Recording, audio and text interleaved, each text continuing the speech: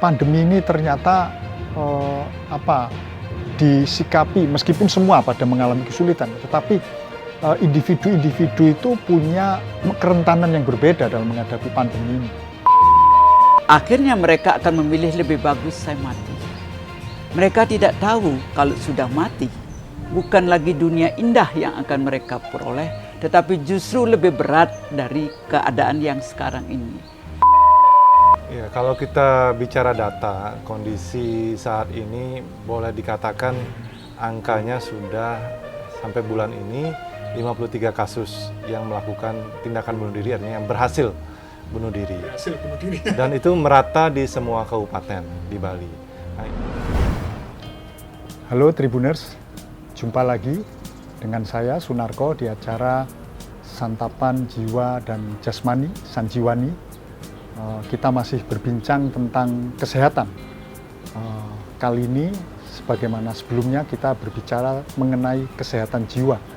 Topik yang akan kita bahas dengan narasumber kita pada kesempatan kali ini adalah tentang bagaimana mencegah bunuh diri di era atau di masa pandemi. Narasumber kita hadir di samping saya, Profesor Dr. Suryani. Juga ada Dr. Cok Bagus Jaya Lesmana. Kedua beliau ini adalah psikiater. Bu Suryani kita tahu adalah psikiater senior, dan Dr. Cok juga seorang psikiater dari lembaga Suryani Institute for Mental Health.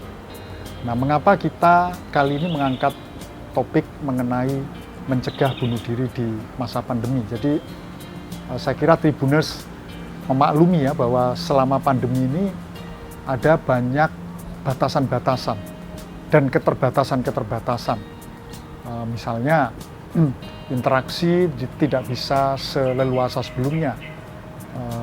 Kita harus dipisahkan oleh jarak, paling tidak ya social distancing ya, kita jaga jarak gitu ya. Harus pakai masker, seringkali cuci tangan gitu kan. Pembelajaran juga sekarang tidak bisa tatap muka langsung, tetapi lewat virtual, lewat internet. Nah, dampak dari pandemi ini bahkan jauh mempengaruhi ekonomi, gitu kan.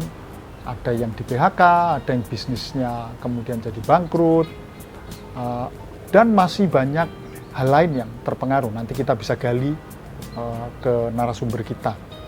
Nah, di antara mereka-mereka yang menghadapi pandemi ini adalah mereka-mereka yang ada yang menganggap ini sebagai tantangan, ya, kesulitan ini sebagai tantangan, sehingga justru memotivasi mereka untuk menjadi tangguh menghadapi situasi yang sulit ini. Tapi di antara warga masyarakat itu ada juga yang pada dasarnya rapuh.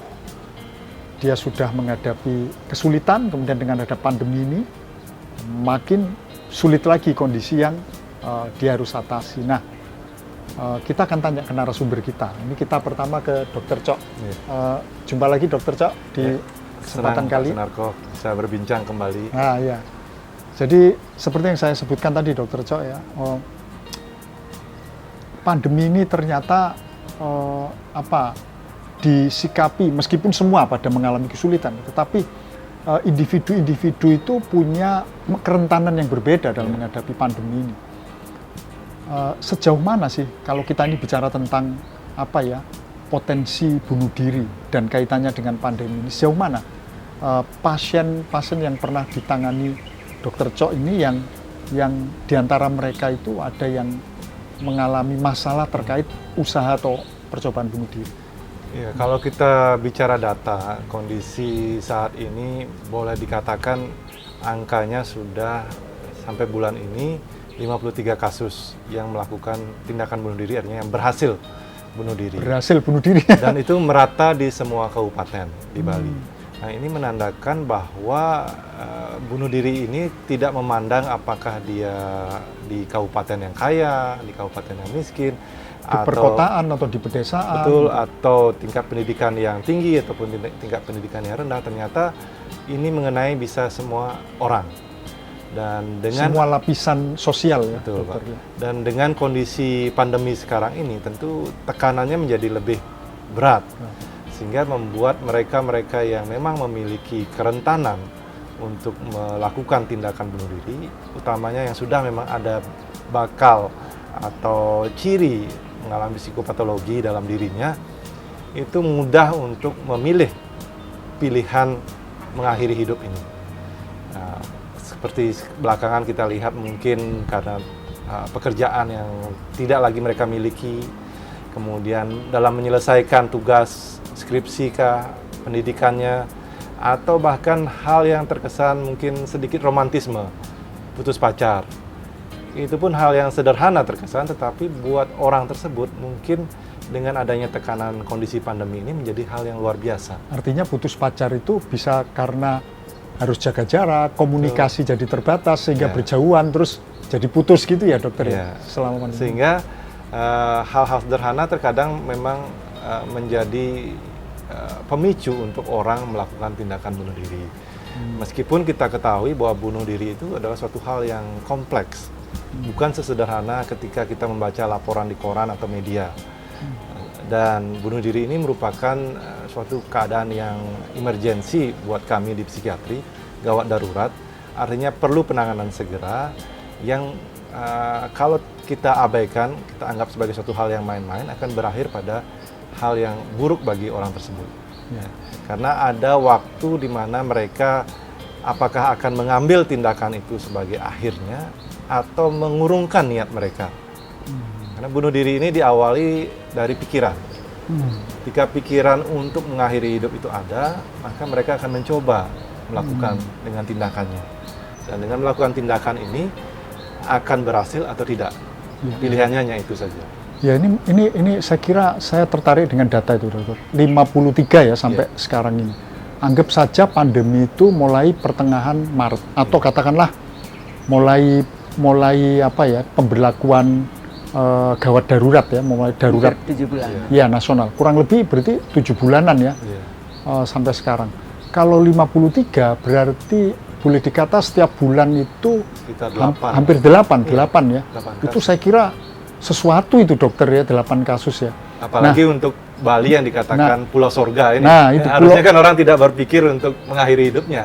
Tapi benar, bagaimana menikmati keindahan kah, kenyamanan, kedamaian yang memang notabene menjadi label untuk Bali. Nah, ini menarik sekali itu untuk kita perdalam dan tadi itu ternyata kasus yang berhasil, Pak. Kasus yang berhasil ya. Karena ini kan seperti fenomena gunung es. Yang muncul itu yang berhasil. Yang tidak berhasil kita tidak tahu. Yang potensi-potensi itu nggak tahu yang di bawah itu ya. Tapi tidak berhasil kan tidak dilaporkan. Nah, itu artinya yang perlu juga diperhatikan. Nah, benar-benar artinya itu perlu diperhatikan dan itu tadi ternyata nggak harus terkait langsung dengan misalnya yang di PHK itu tadi ternyata ada masalah asmara, mungkin juga ada yang terkait pendidikan juga dokter. Ya, ingin menyelesaikan skripsi, tadinya ada teman support group untuk mereka bantu, gampang ketemu dosen. Nah, sekarang dengan kondisi pandemi harus virtual, tidak ketemu teman. Nah, jadi ngerjakan sendiri, tertekan gitu ya. Itu kan stresor yang luar biasa juga buat orang tersebut.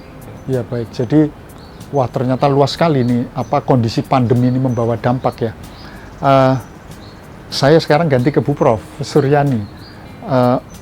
Bu Prof, saya kira dengan angka 53, rata-rata lah anggap saja 8 kalau kita lihat masa pandemi itu mulai Maret ya, pertengahan Maret atau menjelang akhir Maret.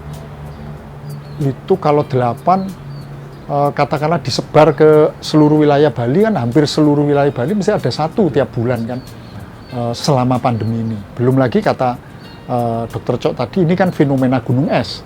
Pucuknya saja yang kelihatan, yang sudah berhasil bunuh diri atau yang menjadi korban dari tindakannya sendiri itu.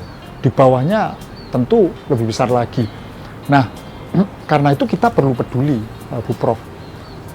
Bagaimana kira-kira keluarga atau katakanlah warga masyarakat ya untuk mencegah tindakan itu, potensi-potensi itu kemudian tidak menjadi terrealisasi menjadi sebuah tindakan bunuh diri. Bagaimana mengenali itu Bu Prof, katakanlah anggota keluarga atau anggota sebuah komunitas, warga masyarakat, mungkin warga kecil di Banjar, antar tetangga, mengenali individu-individu dengan potensi atau dengan kerapuhan yang bisa punya potensi untuk bunuh diri itu, Bu Prof. Kalau sudah mereka bingung, takut dan ngeri menghadapi situasi, apalagi mendengar di berita, di radio, di televisi, kemudian di surat kabar yang menyampaikan bagaimana orang-orang itu mengalami kegawatan. Itu membuat mereka merasa berpikir, apakah saya akan berani menghadapi ini? Bukankah saya sebentar lagi akan mati? Apalagi berita kalau sudah mulai sumber-sumber itu berarti tanda Anda akan mengalami gangguan COVID. Jadi berita-berita ini merangsang mereka tanpa sadar, merangsang ketakutan yang ada dalam dirinya bahwa semua itu akan menimpa saya. Apakah tidak hari ini? Apakah tidak besok atau lusa? Dan yang lainnya yang memicu ketakutan ini adalah anak-anaknya, kemudian suaminya yang mengeluh bahwa tidak ada uang, tidak ada pekerjaan, dan kemudian tidak ada teman yang membantu, dan lain-lainnya. Sehingga akhirnya mulai berpikir, apakah saya akan berani melanjutkan hidup ini? Mampu melanjutkannya gitu Bu ya? Ya, apakah saya nanti akan dipanggil Tuhan? Dan kengerian membuat dia akan bertambah lama, bertambah menyendiri. Takut menghadapi siapa. Berita di koran, tolong pakai masker. Jangan sampai tidak pakai masker, jaga jarak. Perintah-perintah ini bukan membuat dia akan menjaga dirinya, tetapi justru akan membuat dia tambah takut. Berapa lama lagi saya akan bertahan? Nah, kalau dibiarkan seperti ini, maka sebagian besar akan menjadi pasien. Pasien pertama dia cemas, kemudian menjadi sedih, dan kemudian menjadi depresi. Kapan saya akan mati? Dan akhirnya mereka akan memilih lebih bagus saya mati. Mereka tidak tahu kalau sudah mati, bukan lagi dunia indah yang akan mereka peroleh, tetapi justru lebih berat dari keadaan yang sekarang ini. Nah, bisakah kita memberitahu mereka bahwa hidup di sini jauh lebih mudah dibandingkan kalau kita sudah mati? Sudah terlanjur mati ya? Karena mereka mengira kalau saya sudah mati, masalahnya saya lepas. bebas sudah dari beban ini. Suami tidak memarahi saya, anak-anak saya tidak mengatakan saya bodoh, goblok, dan sebagainya. Karena di rumah terjadi pertengkaran terlalu sering. Masalah karena semua dalam keadaan takut. Jadi ini beban, kalau dari penjelasan Bu Prof ini beban perempuan berat ini ya, Bu Prof sepertinya ya. Katakanlah, ya memang ini kasus ini seperti kata Dokter Cok, sebetulnya tidak memandang gender ya, bisa menimpa laki-laki, perempuan, atau mungkin remaja. Tapi kalau melihat penjelasan Bu Prof tadi, perempuan bebannya berat, wanita berat, tapi saya kira bisa dimaklumi, masuk akal juga. Kan begini ya Bu Prof, bisa jadi suaminya di PHK, anaknya belajar di rumah karena learn from home, belajar dari rumah. Itu nanti ada tugas-tugas, dia masih harus ngajari, mendampingi, belum lagi kemudian dia harus memasak. Itu pun kalau yang tidak terbiasa jumpa dengan suaminya tiap hari, menjadi lebih sering jumpa itu kalau nggak ada pengkondisian juga, itu tadi sering konflik. Jadi memang perempuan terutama ini yang paling berat menghadapi kondisinya, Bu Prof. Memang perempuan lebih berat, tetapi perempuan lebih kuat menghadapi. Lebih kuat ya? Justru ya kami takutkan laki-laki. Karena ya. laki-laki Bali itu dari kecil dimanja. Semua diberikan dan dia nanti bisa diatur karena selalu akan di rumah. Tetapi perempuan Bali dianggap akan meninggalkan rumah, dia harus menjadi contoh, bekerja keras dan harus membantu, ringan tangan dan sebagainya. Dari pengalaman kami justru pasien yang banyak ingin bunuh diri atau cemas, takut adalah yang laki-laki. Laki-laki ya. Jadi laki-laki itu ternyata lebih rapuh. Ya, saya rasa memang kalau mencoba mungkin angkanya bisa dikatakan laki perempuan tidak beda jauh. Tidak beda jauh. Tapi yang berhasil yang kita lihat, kita amati dari 53 ini hampir 70% adalah laki-laki yang berhasil. Nah, jadi sesuai yang Bu Prof katakan tadi, memang laki-laki menjadi lebih fragile atau lebih berani untuk mengambil sikap di tengah kebuntuan ini dibandingkan perempuan yang ingin bertahan untuk menghadapi masalah itu sendiri. Ya, tetapi bukan berarti kemudian kita memisah-misahkan peran mereka ketika kita bicara keluarga. Karena ini kan tim yang harusnya saling mendukung. Ketika suami tidak ada pekerjaan, tentu perempuan harus mulai mendukung pasangannya. Ketika perempuan sudah banyak beban untuk memasak, mengurus anak, ya laki-laki juga harus mulai ikut terlibat bahwa ini adalah bagian dari kita sebagai tim yang harus bersama menghadapi permasalahan ini. Nah, karena itu kami berharap karena perempuan kuat, mampukah dia mendekati suaminya, bukan memarahi, kamu diam saja, kerja dong. Ya, karena selama ini melihat bahwa suaminya aktif, sekarang tiba-tiba diam. Karena pandemi itu ya, Ya. Bu Dokter. Dan kemudian yang lainnya adalah perempuan memang kalau ngomong itu tidak pernah seperti orang lain menyanjung kah? Karena kita tidak dilatih dari kecil untuk menyanjung. Kamu bodoh, goblok dan sebagainya. Nah, kan kalau bisakah dalam masa begini kita berdua laki perempuan harusnya bisa saling memahami. Pasangan harus saling memahami ya, Bu Prof. Dan situasi gawat ini bukan harus ditangisi, bukan harus kita ketakutan, tapi bisakah kita tenang sejenak? Bisakah kita melihat bahwa ini musibah memang, tapi ini adalah pelajaran dari Tuhan. Di Bali sudah berapa kali kita mengalami begini, bukan ini yang pertama kali. Tahun 95 bagaimana orang Bali menghadapi masalah juga sama. Nah, karena itu saya berharap sekarang bisakah kita tenang. Memang tidak ada duit, tidak ada pekerjaan, tapi bukan berarti kita terus marah-marah. Renungkan diri, adakan waktu untuk ngobrol dan adakan waktu untuk merenung apa yang harus saya lakukan. Memang akan terbesit keinginan untuk mati lebih bagus daripada begini. Tetapi harus diketahui bahwa setelah meninggal, bukan dunia yang indah yang akan kita peroleh. Lebih mengerikan lagi berhadapan dengan roh-roh yang tidak ada lagi kata punya perasaan. Dia musuh atau kita bisa menghadapi atau kita bisa menggunakannya dia. Beda dengan kehidupan manusia biasa. Nah, ini perlu kita terangkan kepada siapapun bahwa mati bunuh diri bukan penyelesaian masalah, justru mengerikan dan kemudian menambah beban keluarga, akan menjadi karma pala buat keluarga kita. Iya, jadi akan muncul trauma kan itu pasti ya, Bu Prof ya, bagi keluarganya, anak-anaknya, suaminya, belum lagi kemudian ada ya stigma atau stempel negatif kan gitu. Nah, karena itu kalau punya masalah, maukah Anda tenang? Boleh berdua duduk di satu tempat, apakah di Merajan atau di mana yang Anda nyaman. Tenangkan diri dan kemudian lepaskan beban Anda dengan teriak sekeras-kerasnya. Dengan melepaskan beban, kemudian Anda mulai merenung, apa yang harus saya lakukan. Pasti Anda akan menemukan sesuatu yang bisa dilakukan, bukan dengan menangis, bukan dengan merenungkan apa yang harus saya lakukan untuk meninggalkan dunia ini. Tapi lihatlah tanggung jawab kita. Ada anak, ada menantu, ada istri, atau ada suami, atau ibu, bapak yang perlu mendapatkan bantuan dari kita. Ya.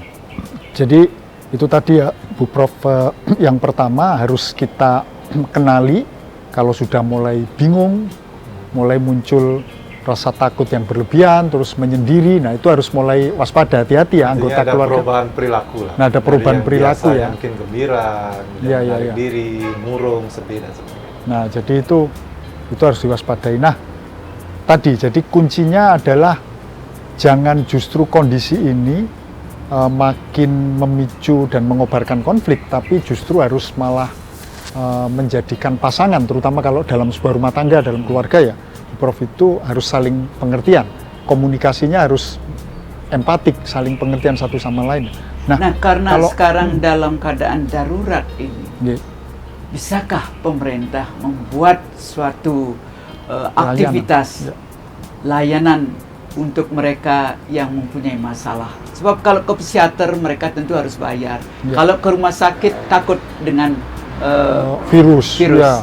Bisakah pemerintah mengorganisir dari timnya sendiri, dari pemerintah sendiri untuk membuka layanan buat masyarakat, krisis center, ya. Layanan kesehatan mental. Ya, bisakah mereka nelpon dengan ngobrol, dengan ada yang melayani ini, mereka akan bisa mulai berpikir, untuk apa saya tangisi ini ujian buat saya. Nah, kalau sudah bisa menganggap bahwa ini ujian buat saya, saya harus melakukan apa yang bisa dilakukan. Tentu dia bisa ngobrol dengan temannya, bisa ngobrol ke yang lainnya. Jadi harusnya segera mungkin buatlah krisis center, apakah dengan telepon atau dengan layanan yang lainnya, sehingga masyarakat ada tempat untuk menyampaikan permasalahannya itu. Ya, jadi tentu kan begini, tidak semua warga masyarakat itu kan mengerti problem ini, Bu, ya. Karena itu harus ada fasilitasi. Jadi tidak cukup bantuan sembako, karena ini efek dari pandemi ini kan tidak hanya secara fisik tapi juga psikis terutama ya. Psikis ya, Prof, bukan ya. kelaparan yang mereka alami, Iya. tetapi krisis mental. Krisis ya. mental. Nah, ini Ketakutan kayaknya yang luar ini biasa. kayaknya luput ini masih, dokter, luput dari perhatian ini. Selama ini kan dikira, ya mohon maaf gitu ya, jadi pendekatannya medis tapi lebih ke medis terkait fisik. Ya. Jadi Karena masih ada cukup stigma yang besar terkait kesehatan mental yang dipahami baik oleh masyarakat maupun oleh kalangan medis sendiri, tenaga kesehatan sendiri. Kalau kita bicara tentang kesehatan jiwa, hanya kondisi yang ekstrim, yang orang bilang gila itu. Iya. Padahal yang seperti tadi mulai merasa tidak nyaman dengan dirinya, merasa sedih, merasa khawatir, merasa takut dan sebagainya, itu adalah tanda-tanda atau gejala awal orang mengalami suatu masalah kejiwaan. Yang kalau kita bisa tangani dengan segera, tentu tidak sampai berujung kepada mereka mengalami suatu gangguan kejiwaan. Sebab saya sekarang melihat banyak yang mencari bantuan, tetapi justru setelah mereka mencari bantuan, bukan bantuan yang diperoleh. Mengerikan, mereka ada yang diperkosa, kemudian ada dibuat macam-macam. Karena itulah saya berharap pemerintah dengan kepala desa dan sebagainya membuat satu layanan seperti tadi saya sampaikan. Bisakah mereka menelpon atau mereka bisa mendapatkan bantuan untuk diajak ngobrol? Kalau memang tahu sudah beberapa anggota masyarakatnya mengalami masalah, cobalah didatangi.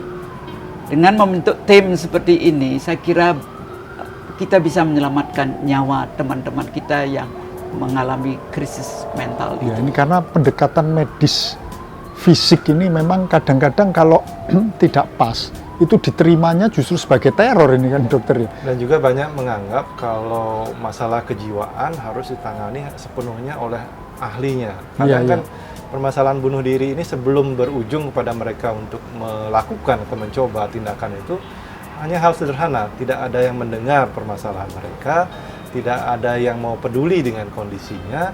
Jadi kadang butuh mungkin hanya teman yang mau menepuk pundaknya, teman yang mau mendengar ceritanya, sudah membuat mereka merasa plong, merasa bahwa mereka tidak sendiri di dunia ini, ada teman, ada kerabat, dan saya rasa keluarga memang akan menjadi modalitas terbesar sebagai support group ketika orang merasa sendirian dengan kondisi seperti sekarang ini.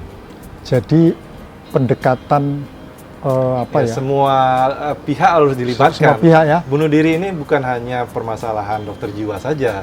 Bunuh diri ini bukan hanya tanggung jawab pemerintah saja, tapi masyarakat, keluarga itu harus ikut peduli dan mau mulai mendengar, mau mulai melihat sekeliling. Ketika ada perubahan perilaku, perubahan situasi, kita awas dan mulai menyebarkan kemana mereka harus mencari bantuan dan apa yang harus dilakukan. Nah ini karena itu gerakan pemerintah harus cepat. Misalnya di Banjar-Banjar, berapa sih yang bisa penduduk dari Banjar itu yang bisa dipakai sebagai relawan? Jadi dari Banjar kita kemudian ke desa dan sebagainya, sehingga mereka cepat terbantu. Ada tempat seperti tadi kata Dr. Cobagus, ada tempat untuk ngobrol saja. Curhat itu tidak harus terapis, tetapi mereka ini perlu dilatih bagaimana cara mendekati mereka. Kalau tidak segera pemerintah melakukan, terlalu banyak orang Bali sudah akan mengambil sikap untuk bunuh diri. Sudah dari dahulu kita dilatih untuk saling membunuh, kemudian dilatih juga untuk saling menjatuhkan, supaya bisakah dalam keadaan seperti sekarang ini kita saling membantu. Nah ini saya tertarik begini. Ini angka bunuh diri aja kurang lebih 7 bulan 53. Itu yang bunuh diri. Nah itu bunuh diri. Jangan-jangan yang gangguan jiwa yang lain, jenis gangguan jiwa ini. Belum yang percobaan bunuh diri. Itu kalau di statistik jangan-jangan itu mengalah-alahi pasiennya COVID itu. Gitu loh. Ya. Jadi saya mau ngomong begini, Bu Prof sama dokter. Pendekatan medis fisik ini mestinya juga harus dilengkapi nih. Karena untuk COVID sendiri kan juga dikatakan dipengaruhi oleh imunitas. Nah, ketika kita bicara imunitas, itu tidak terlepas yang namanya pikiran. Kesehatan mental ya. Kesehatan mental kembali ujung-ujungnya. Nah, kalau jiwanya atau mentalnya kuat, itu imunitas juga akan bagus. Nah, kalau sudah pikirannya, wah saya udah nggak bisa bertahan nih, saya udah nyerah dah, ya otomatis drop semua. Kemampuan untuk bertahan pun menjadi hilang. Dan ini akan mempengaruhi orang untuk bisa kuat menghadapi kalau sekarang COVID ini akan menjadi lebih baik, Kak. Nah, ini pesan-pesan yang terkait kesehatan mental ini kayaknya yang masih terlewatkan. Tidak dianggap ada. Nah, itu kan pesannya itu selalu pakai masker, jaga jarak, cuci tangan. Justru Padahal pesan itu membuat masyarakat itu ketakutan. Terteror dan gitu ya. ketakutan ini merangsang mereka, apakah dia bunuh diri atau daya tahan tubuhnya menurun. Karena tiap detik mendengar berita, tolong jaga jarak, pakai masker. Kalau enggak nanti begini, begitu. Tapi nggak pernah dibilang, tolong tidur yang nyenyak. Nah, begitu. Tolong nyanyi, biar lepas beban. Senyum, gembira. Kan. Ya. Saya kira ini insan-insan dari kedokteran jiwa, dari psikiatri ini perlu membuat semacam begini, dokter dan Bu Prof. Katakanlah semacam wacana pengimbang.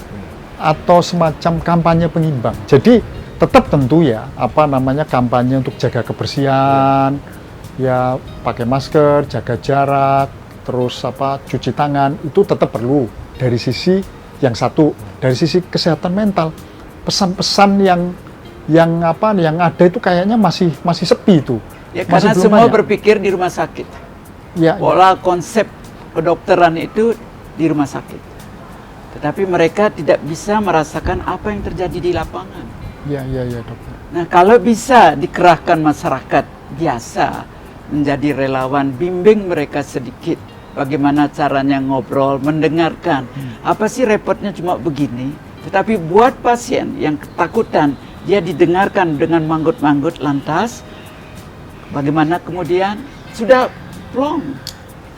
Iya, ini mestinya kondisi ini menyadarkan ya pihak-pihak yang terkait ya bahwa kesehatan mental itu harus diperhatikan.